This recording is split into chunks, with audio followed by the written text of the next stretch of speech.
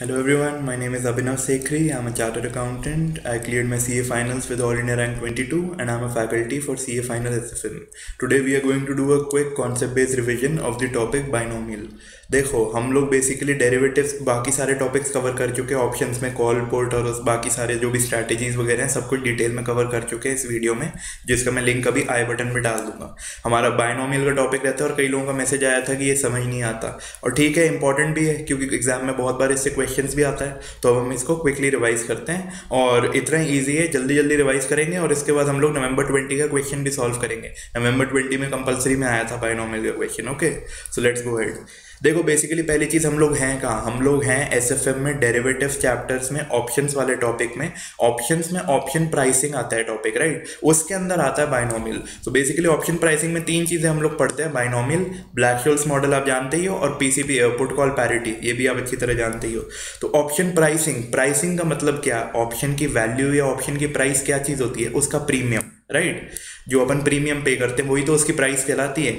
Option buyer पे करता है प्रीमियम, ऑप्शन सेलर रिसीव करता है प्रीमियम। मैं होप करता हूँ कि आपको ऑप्शन के बेसिक्स क्लियर होंगे। अगर आपको ऑप्शन के बेसिक्स ही नहीं पता तो आप मेरा वो वीडियो देखो जिसमें मैंने पूरा ऑप्शन अच्छे से पढ़ाया है। आई गेस अराउंड 35-40 मिनट्स का होगा। उसके बाद आप ये पढ़िए क्योंकि मैं ऑब्वियसली वही चीज़ें रिपीट नहीं कर सकता कि कॉल अपसाइड के लिए किस पे क्या फ़ायदा होगा, कहाँ लॉस, ये बेसिक्स आपके क्लियर होने चाहिए, तभी हम लोग ऑप्शन वैल्यूएशन पढ़ सकते हैं, right.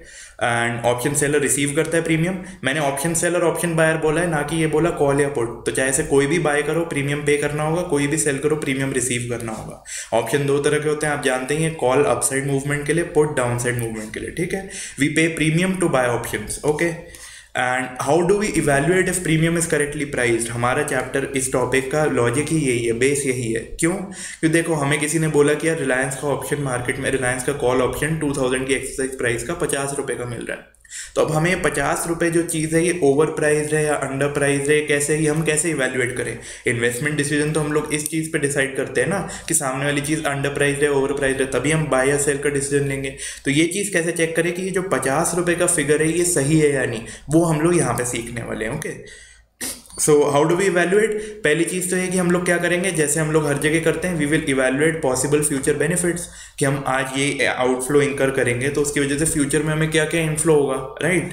And benefits will arise in the future, therefore present value has to be done. देखो जैसे फ्यूचर कॉन्ट्रैक्ट होते हैं वैसे ऑप्शंस की भी एक्सपायरी होती है, आप जानते ही हो, 1 मंथ 2 मंथ 3 मंथ। तो अगर आपने 3 महीने बाद का ऑप्शन लिया तो उसका जो भी फायदा या लॉस होगा वो 3 महीने बाद होगा, राइट।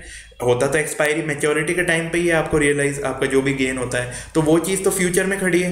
हम लोग आज डिसीजन लेना चाहते हैं कि हमें आज इन्वेस्ट करना है या नहीं, प्रीमियम आज की रेट में सही है या नहीं, तो इसलिए उस चीज़ की प्रेजेंट वैल्यू करेंगे, राइट। तो बेसिकली हमारे पास दो ही पॉइंट बचते हैं। पहली चीज़ तो ये कि हमें कैलकुलेट करना है कि क्या फ्यूचर कैश फ्लोज हो सकते हैं उन फ्यूचर। अब क्योंकि फ्यूचर है तो प्रोबेबिलिटी का एलिमेंट इन्वॉल्व होगा, तो क्या क्या प्रोबेबिलिटी हो सकती है उन कैश फ्लोज की, और जो भी हमारा नेट रिजल्ट आता है कि यार अगर पॉजिटिव है नेगेटिव जो भी है वो तो 3 महीने बाद जब भी फ्यूचर के ऑप्शन की एक्सपायरी होगी वहां पे खड़ा है, तो हम उसको पुल बैक करके प्रेजेंट वैल्यू पे आज की डेट पे ले आएंगे, रेट ऑफ इंटरेस्ट पे, राइट। तो ये है बेसिक यहाँ पे जो हम करना चाहते हैं। So we will evaluate all possible scenarios based on the probability, calculate the probable cash flows and calculate present value to make decision today। मैं अभी आपको हर चीज़ का एग्जांपल कराऊंगा, सब बेसिक एकदम बढ़िया से समझ में आ जाएगा, ठीक है। देखो पहली चीज़ तो ये कि देखो वर्ड, टॉपिक का नाम क्या है, बायनोमियल। बाय के नाम में ही लिखा है बाय, बाय का मतलब होता है 2। तो इस पूरे टॉपिक में ये बेसिक अजम्पशन रहता है कि there are only 2 possible prices of maturity.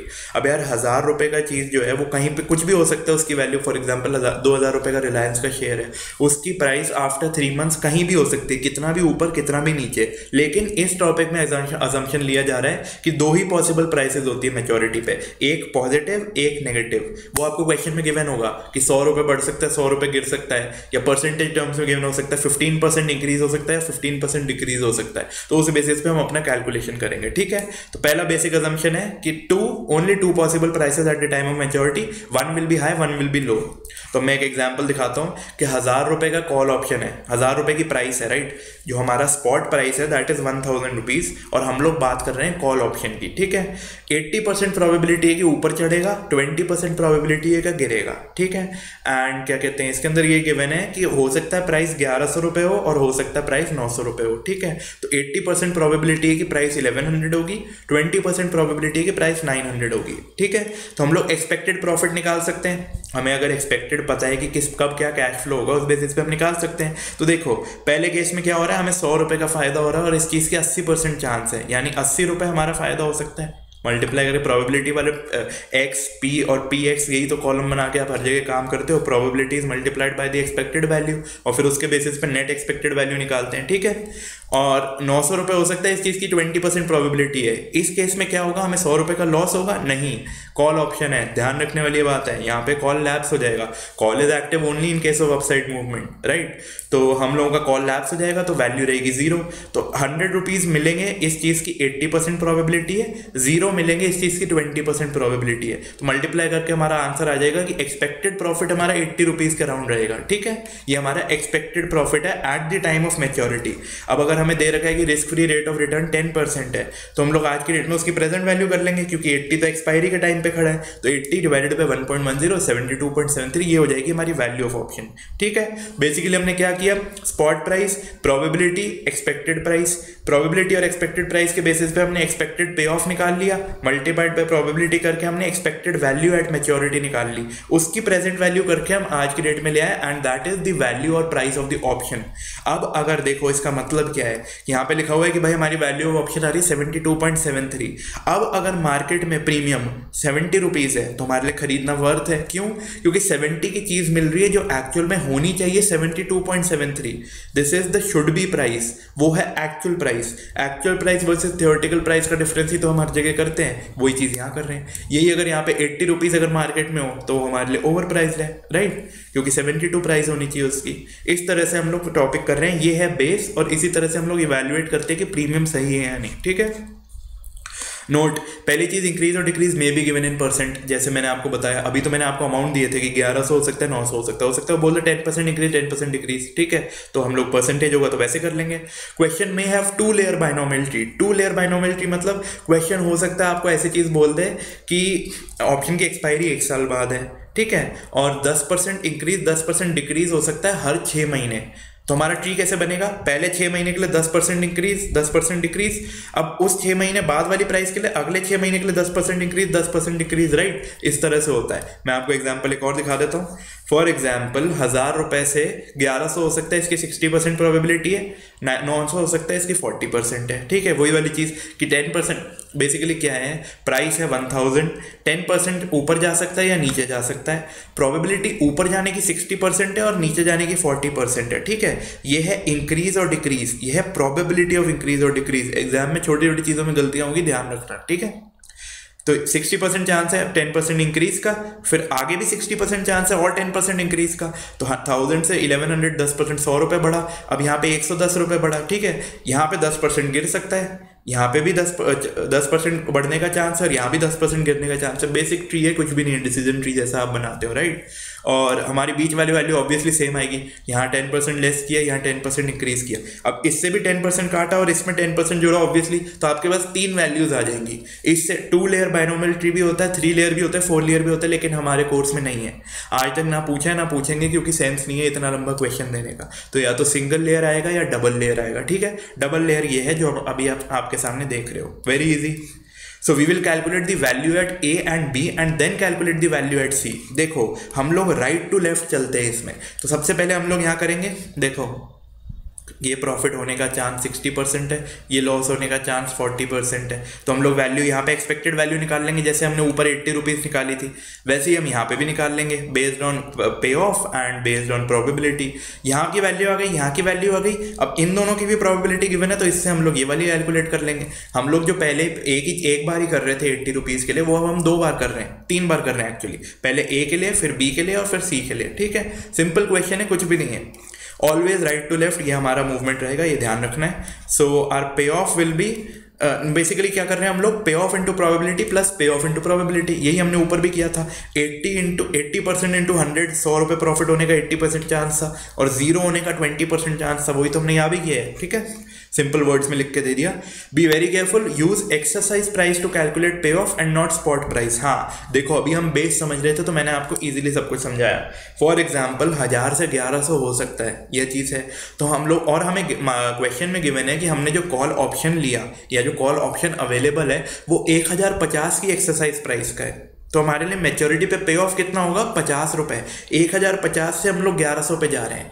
1050 का अगर हमने एक्सरसाइज प्राइस का कॉल ऑप्शन लिया तो इसका मतलब है कि 1050 से ऊपर जाएगी प्राइस तो हमें प्रॉफिट होगा। तो हम लोग पे off on the basis of exercise price निकालेंगे, ना कि स्पॉट प्राइस। तो 1000, 1050, 1100 या 1050 हमारी एक्सरसाइज प्राइस है, इसके बेसिस पे पे ऑफ निकलेगा। बी वेरी केयरफुल, गलती हो सकती है, सिंपल चीज़ है, हो सकता है सुनने में बहुत ईजी लगे पर एग्जाम में ये चीज़ गलत हो सकती है। If spot is 1000, exercise price is 1040 और हमें कॉल ऑप्शन है और एक साल बाद प्राइस हो गई 1100, तो पे ऑफ होगा 60, 1100 माइनस 1040, राइट। यही मैंने अभी आपको एक्सप्लेन किया, ना कि 100, गलती मत करना। Till now we assume probabilities given, हमें 60, 40, 80, 20 सब कुछ गिवन था। पर जो एग्जाम में आपके क्वेश्चन आएगा ना, बेसिकली वो आपको प्रोबेबिलिटी कैलकुलेट करने को बोलेगा और उसके बाद आपको पे ऑफ निकालना होगा। तो सबसे पहले आपको हम लोग जो डिसीजन ट्री बनाते हैं उसमें हमारे पास पे ऑफ होता है, हमें कॉल या पुट का जो भी होगा। पुट में नीचे जाने पे होता है, तो जैसे अभी हमने एग्जांपल में कॉल देखे, हो सकता है पुट का गिवन हो, तो पुट में 1000 से 900 आएगा तो हम प्लस में रहेंगे, लेकिन 1000 से 1100 जाएगा तो हमारा लैप्स हो जाएगा। ठीक है, और क्या कहते हैं, क्वेश्चन हमें आपके पास जो आएगा क्वेश्चन में वो बोलेगा रिस्क न्यूट्रल प्रोबेबिलिटी निकालो। कैसे निकालते हैं अभी समझाता हूँ। प्रोबेबिलिटी निकालोगे सबसे पहले, फॉर एग्जाम्पल आपका आंसर आया 70-30, तो ये तो पहला स्टेज हुआ कि आपने प्रोबेबिलिटी निकाली। दूसरे स्टेज में आप प्रोबेबिलिटी को पे ऑफ से मल्टीप्लाई करके एक्सपेक्टेड प्रॉफिट निकालोगे और एक्सपेक्टेड प्रॉफिट की प्रेजेंट वैल्यू करके आज की डेट में लाओगे और इवैल्यूएट करोगे कि आज इन्वेस्ट करना वर्थ है या नहीं। यही तो हम सीख रहे हैं स्टार्ट से, इस तरह से लिंक करके पढ़ा करो। So we will first calculate probability and then the value of option, obviously क्योंकि value of option is probability into payoff, we know that। अब देखो कुछ सिंबल्स हैं जो आपको पता होने जरूरी है, रटने जरूरी नहीं है एज सच, पर हो सकता है एग्जाम में क्वेश्चन में ये सब यूज कर रखा हो, तो इसलिए जानना जरूरी है, वरना आपका कैलकुलेशन सही होगा तो बिना सिंबल्स के भी काम चल जाएगा, सच बात बता रहा हूँ।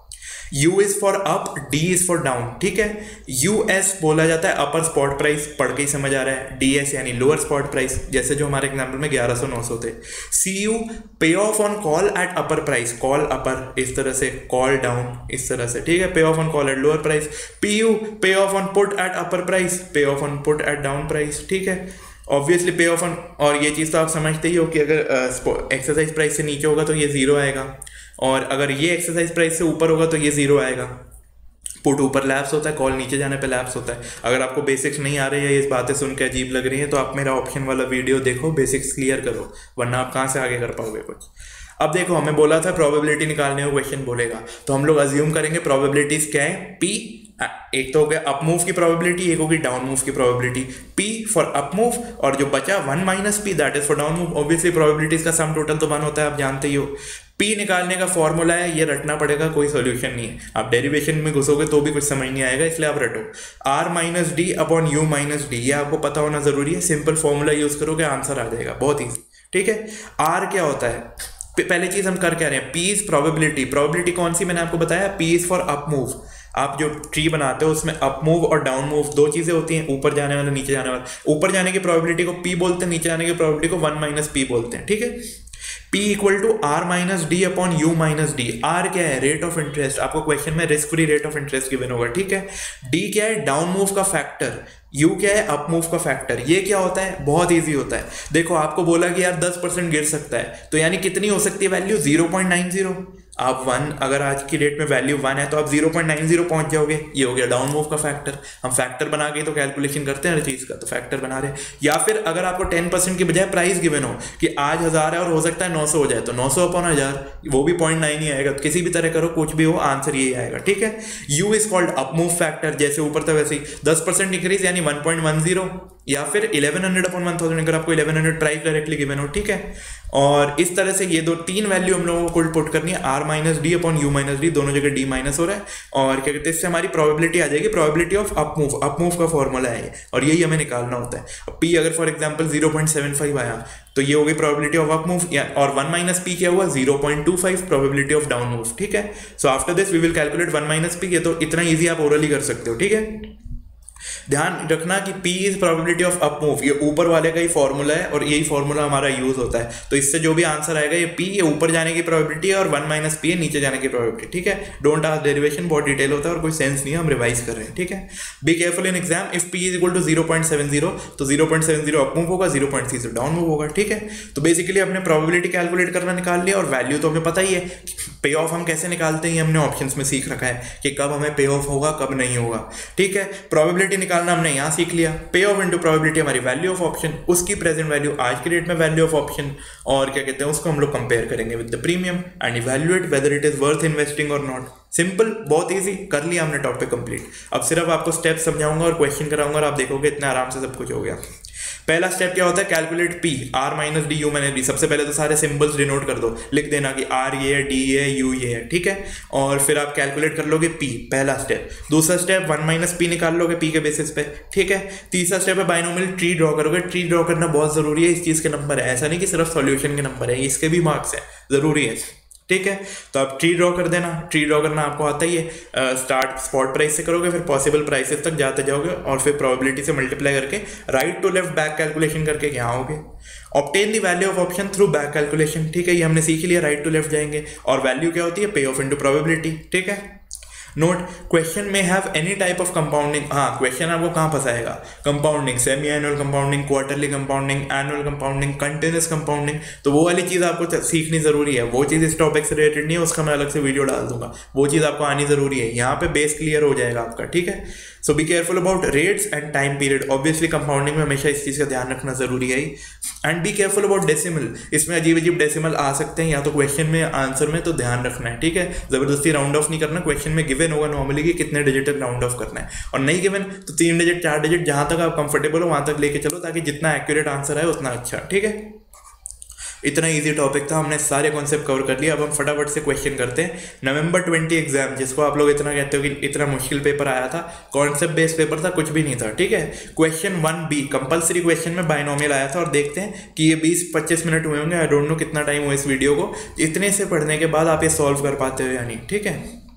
A 2-year tree for a share of stock in ABC Limited is as follows, ठीक है। हमें ट्री इसने खुद बना के दे दिया, बहुत बढ़िया, हमारी मेहनत कम हुई, ठीक है। And what is this now, 1 year later, 2 year later, ठीक है। 100 आज की डेट में प्राइस है, 108.95, यानी 8% इंक्रीज हो सकता है। ये तो आपको देख के समझ आ रहा है, कैलकुलेटर की भी जरूरत नहीं है। 5% डिक्रीज हो सकता है। हमारा अप मूव फैक्टर क्या बनेगा, 1.08, डाउन मूव फैक्टर क्या बनेगा, 0.95, क्लियर दिख रहा है। और ऐसा नहीं है कि ईयर टू ईयर में चेंज होता है, ये चीज़ हमेशा सेम रहती है। अब देखो 108 से 116.64 हो रहा है, आप कैलकुलेट करोगे तो ये भी 1.08 ही आएगा, और 108 से गिर के 102.6 हो सकता है, ये 0.95 है, ये 1.08 है, ये 0.95 है, वेरी इजी, ठीक है। Consider 2 years American call option, American European tension, मतलब आपका एग्जाम में सॉल्यूशन सेम रहेगा। वैसे बेसिकली मैं आपको बता दूं, अमेरिकन यूरोपियन में क्या होता है, यूरोपियन ऑप्शन उनको कहा जाता है जो सिर्फ मैच्योरिटी पे एक्सपायर होते हैं, आप उससे पहले एग्जिट नहीं कर सकते। फॉर एग्जाम्पल आपने 3 महीने का ऑप्शन लिया, तो 3 महीने बाद जो प्राइस होगी वो आपका फाइनल पे ऑफ होगा। अमेरिकन ऑप्शन में होता है कि यार 3 महीने बाद की तो छोड़ो, कल अगर हमें फायदा हो गया तो हम कल भी एग्जिट करके निकल सकते हैं, ठीक है। तो ये होता है अमेरिकन कॉल ऑप्शन, इसमें बिफोर एक्सपायरी एग्जिट करना अलाउड है, पर यहाँ रेलिवेंट नहीं है, आपसे इंस्टीट्यूट इस चीज पे टेस्ट नहीं करेगा, सिर्फ कंफ्यूज करने के लिए वर्ड है ये, टेंशन मतलब कोई दिक्कत नहीं, ठीक है। Consider 2 years American call option on the stock of ABC limited with a strike price of 98। मैंने आपको बताया था पे ऑफ कैसे कैलकुलेट होता है, बेसिस ऑफ स्ट्राइक प्राइस। 98 से ऊपर जाएगा, देखो कॉल ऑप्शन है, 98 से ऊपर जाने पे फायदा होगा, 98 से नीचे जाने पे जीरो होगा, लॉस नहीं होगा, ठीक है। तो 100 से पे ऑफ मत निकालना, 98 से निकालना, पहली चीज। Current price of the stock is 100, हमें पता ही है। Risk free return 5% per annum, are भी दे दिया, तो डी हमें पता है, डाउन मूव 0.95, यू हमें पता है 1.08, और आर हमें पता है 1.05, ठीक है। तो हमें r minus D upon you minus D पूरा फॉर्मूला पता है, तो हम प्रोबेबिलिटी निकाल सकते हैं। देखते हैं पूछता क्या है, जरूरी नहीं है प्रोबेबिलिटी पूछे, पर मैं आपको ये समझाना चाहता हूँ कि क्वेश्चन रीड करते हुए आपका माइंड इस तरह से चलना चाहिए कि आप ऑलरेडी चीजें सॉल्व करते रहो, कि एंड में पढ़ के मत घबराओ कि ये कहाँ से आ गया। आप अगर सिस्टमेटिक तरीके से इस तरह से सब कुछ सोचते हुए पढ़ोगे तो आप सीधा लिख के सॉल्व कर सकते हो, टाइम वेस्ट भी नहीं होगा, ठीक है। Risk free rate is 5% per annum और कंटिन्यूस कंपाउंडिंग का क्वेश्चन है, तो आपको 0.05 का फैक्टर गिवन है 1.05127, ठीक है, हम ये यूज कर लेंगे। Assume 2 time periods of 1 year each के, तो हमें पता ही ऐसे करना है, तभी चार्ट भी ऐसे बना रखा है। ये बेसिकली ये बोलना ये चाहता है कि 2 पीरियड मॉडल है। जैसे मैंने आपको बताया था ना कि सिंगल पीरियड मॉडल होता है, 2 पीरियड होता है, तो ये डबल पीरियड है, वो तो ऑलरेडी हमें चार्ट से ही पता चल गया, तो यहाँ भी ठीक है। क्वेश्चन क्या चाहता है हमसे, using the binomial model calculate the probability of price moving up and down. देखो प्रोबेबिलिटी पूछ रही है, तो हमने ओरली कर लिया, r minus D upon you minus D होता है प्रोबेबिलिटी। ये किस चीज़ की प्रोबेबिलिटी होती है, ऊपर जाने की। r हमें पता है, u हमें पता है, d हमें पता है, वैल्यूज फिट करोगे आंसर आ जाएगा। ये आ जाएगा p, probability of up move. 1 minus P निकालेंगे, 1 में से इसको माइनस करके, तो ये आएगा 1 minus P, probability of down move. अभी आंसर भी दिखा दूंगा आपको, ठीक है, लिखने की जरूरत नहीं, ओरली कर रहे हैं हम लोग, इतना ईजी है। Expected pay off at each notes n1 n2 and n3 and round off up to 2 decimal point. अच्छी बात है, इसने राउंड ऑफ का भी बता दिया और हमसे एक्सपेक्टेड पे ऑफ पूछा है कि कब क्या क्या होगा, n1 n2 n3। अब हम देख लेते हैं n1 n2 n3 है क्या। n1 ये, n2 ये, n3 95 है, ठीक है। तो अब हम इस तरह से चलेंगे, तो इसके अंदर क्या है, कुछ भी नहीं है। सबसे पहले हम लोग n2 और n3 निकालेंगे और फिर n1 पे जाएंगे। मैंने आपको सिखाया था कि हम लोग राइट टू लेफ्ट मूव करते हैं। अब हमें क्या करना है, हमें पे ऑफ निकालना है। हमें वैल्यू पता है, हमें ये पता है 98 से ऊपर जाने पे फायदा होगा, नीचे जाने पे 0 होगा, तो हम लोग पे ऑफ निकाल सकते हैं। प्रोबेबिलिटी हमने निकाल ही ली, p और 1 माइनस पी, तो वही हम लोग पूरे एक जगह फिट कर देंगे। ऊपर वाले में p, नीचे वाले में 1 माइनस पी, ऊपर p 1 माइनस पी और यहाँ पे भी 1 माइनस, तीनों जगह फिट कर देंगे, तीनों जो डबल निकल रहे हैं, ठीक है। उस जगह फिट करके पे ऑफ इंटू प्रोबेबिलिटी प्लस पे ऑफ इंटू प्रोबेबिलिटी, हमारी एक्सपेक्टेड वैल्यू आ जाएगी n2 108 वाले पॉइंट पे, और एक्सपेक्टेड वैल्यू आ जाएगी n3 95 वाले पॉइंट पे, आपको दिखाने के लिए, ठीक है। एंड क्या कहते हैं, इन दोनों को आप रिस्पेक्टिव प्रोबेबिलिटी से मल्टीप्लाई करोगे तो n1 की वैल्यू आ जाएगी। So simple. 8 मार्क्स फ्री के थे, जिसको आप कहते हो इतना मुश्किल पेपर था, उसमें फ्री के 8 मार्क्स थे कंपलसरी में, ठीक है। अब सिर्फ सुनने में आसानी है, मैं आपको आंसर भी दिखा देता हूँ, आप खुद कहोगे कितना बढ़िया क्वेश्चन था। क्या है answer, using single period model probability of price moving up is r minus D upon you minus D. आता है आपको, ये probability of price moving up है और price moving down 1 minus P होता है, ठीक है। r माइनस डी, r क्या है हमें गिवन है 1.05, d कैसे निकाला 0.95, हमने ओरली निकाल लिया था 95 अपॉन 100, u क्या है 108 अपॉन 100 1.08 हमने कर ही लिया था। ये इसको सॉल्व किया, आ गया 0.78 यानी 78%। डेसिमल में दिखाओ, परसेंटेज में दिखाओ, दोनों तरह दिखाओ, कुछ भी करो, ठीक है। And probability of price moving down क्या हुई 1 माइनस दिस यानी 100 माइनस 78 यानी 22%, ठीक है, सिंपल।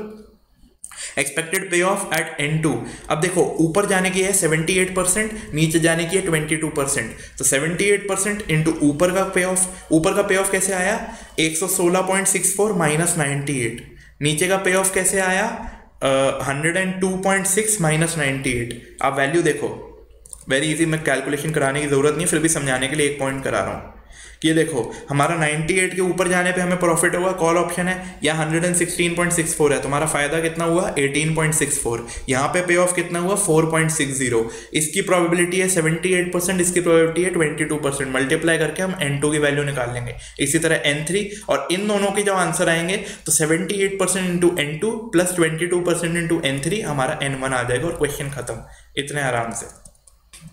पहला आंसर आया 14.75 n2, 3.41 n3, तो n1 क्या हुआ 14.79 का 78% और 3.41 इंटू 22%, और इसको ऑब्वियसली प्रेजेंट वैल्यू करेंगे, ये तो आपको आता ही है, मैंने आपको सिखाया है ना कि हम एक्सपेक्टेड वैल्यू की प्रेजेंट वैल्यू करते हैं, ठीक है। अब देखो n2 हमारा 1 साल बाद है और हम लोग निकाल रहे हैं 2 साल बाद के पे ऑफ से 1 साल तक, इसलिए डिवाइड बाय 1 ऐसा। अब सॉरी, इग्नोर दैट, कहने का मतलब देखो यहाँ पे कई लोगों के दिमाग में आ सकता है कि इसको स्क्वायर क्यों नहीं किया, ये भी गलती हो सकती है एग्जाम में कि यार 2 साल का ऑप्शन है स्क्वायर क्यों नहीं किया, क्योंकि जो वैल्यू निकाल रहे हैं वो वैल्यू एट ईयर 1 पे निकाल रहे हैं, t इक्वल टू 1 पे, तो t इक्वल टू 2 से t इक्वल टू 1 तो सिंगल ईयर है, राइट, तो इसलिए सिंगल बार डिस्काउंटिंग हुई है, स्क्वायर नहीं किया है। और फिर अब ये जो वैल्यू हम लोग निकाल रहे हैं ये t0 पे है, इसलिए वापस डिस्काउंटिंग करेंगे, क्योंकि जो 2 वैल्यूज हैं n2 और n3 t1 पे है, तो उनको डिस्काउंट करके यहाँ पे लेके आएंगे, ठीक है। वेरी इजी, इतना इजीली हम लोगों ने सब कुछ सॉल्व कर लिया। Thank you very much for watching. ये था बाइनोमियल। कोई भी दिक्कत हो, आपको मेरा मोबाइल नंबर पता है, आप मेरे को व्हाट्सएप मैसेज कर सकते हो। कहाँ गया? 9649488688। ठीक है, thank you for watching, take care, stay safe, vaccination का ट्राई करते रहो और पढ़ाई करो। 20 दिन 25 दिन बचे हैं, अभी टाइम है, अभी मेहनत करोगे तो हो जाएगा, पूरा जोर लगा दो। ठीक है, एंड वीडियो अच्छा लगे तो शेयर जरूर करना अपने फ्रेंड से, सबकी हेल्प करो। And thank you very much, take care.